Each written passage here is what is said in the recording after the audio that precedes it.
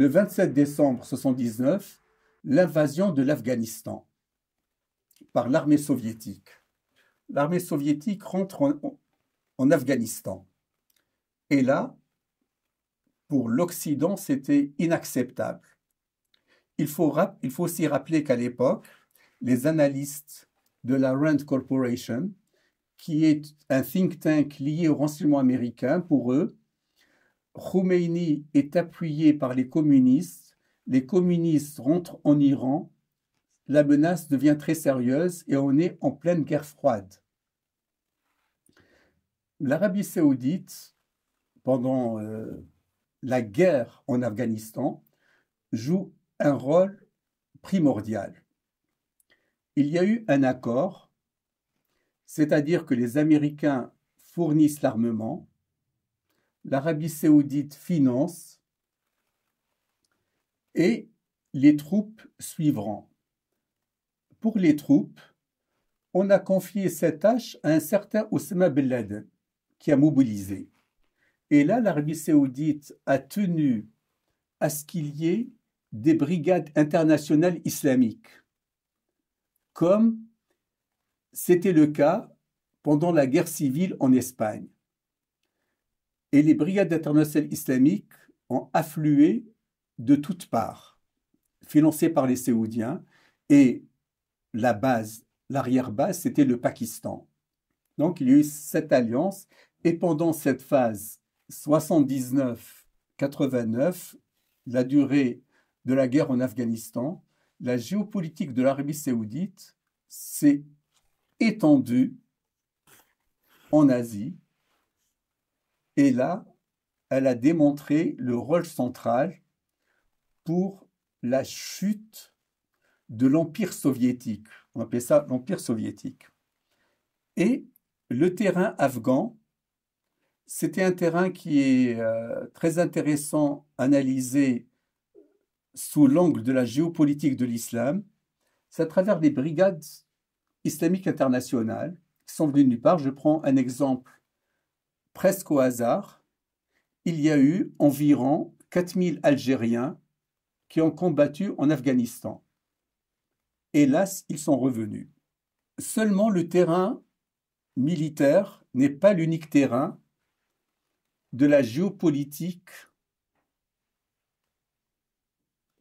islamique de l'islam. Il y a aussi le prosélytisme et les actions internationales. Les pétrodollars sont le support du wahhabisme. Quelques chiffres seulement. Selon une étude américaine datée de 2003, les Saoudiens ont consacré 70 milliards de dollars pour la propagation du wahhabisme, 1500 mosquées sont construites, 500 collèges islamiques sont fondés à travers le monde non musulman.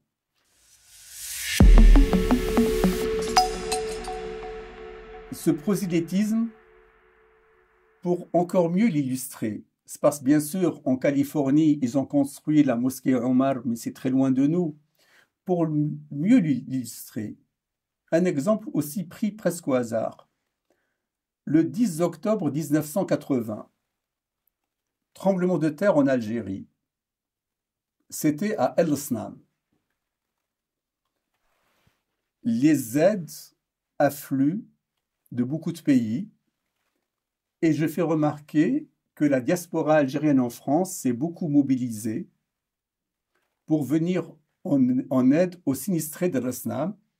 L'Arabie saoudite, pour sa part, a offert, entre guillemets, elle a offert 100 millions de dollars à l'Algérie avec deux conditions. La première condition, que la ville d'El Snam change de nom, parce que El Snam, c'était inacceptable pour les wahhabites, et je ne sais pas comment, ils ont trouvé un wad qui s'appelle Chlef, ils ont appelé ça Chlef. Et la deuxième condition, c'est d'ouvrir un centre culturel saoudien à Alger, au quartier de Kouba, qui est devenu par la suite l'un des fiefs du fils. Donc, ce prosélytisme à travers le secours islamique, à travers les dons, l'action humanitaire, se retrouve l'exemple de l'Algérie, Al-Asna, montre très bien, et l'Algérie n'est pas un cas isolé. Les Saoudiens ne se sont pas limités uniquement à cela, parce que la menace iranienne était présente. Ils ont encouragé Saddam Hussein à attaquer l'Iran, les Américains, ou surtout les Américains, parce que il faut rappeler, au moment où il y a eu l'attaque irakienne contre l'Iran le 22 septembre 80, ça fait presque un an que des diplomates américains sont détenus otages à Téhéran, suite à l'attaque des passes d'Aran. À l'époque, on les appelait pas passes d'Aran sur l'ambassade. Donc, on a incité Saddam Hussein à attaquer l'Iran. Et là, je m'attarde sur le nom de la première bataille, la première attaque. Le nom de cette attaque, cette guerre s'appelle Al-Qadisiyya Saddam. Qadisiyya, il faut rappeler que c'était une guerre du temps des Khulafa Rashidin menée contre les Perses. Et le choix du nom de la guerre n'est jamais innocent, il est symbolique. Là, c'est la revanche contre les Perses d'une part. Et je fais une parenthèse. Quand en 67, ce sont les Israéliens qui ont appelé la guerre de juin 67 la guerre de 6 jours. C'est vrai qu'elle a duré 6 jours. Mais 6 jours, dans les livres sacrés, c'est la durée où Dieu a construit l'univers. Donc là aussi, on est dans une guerre religieuse. Et la guerre Irak-Iran,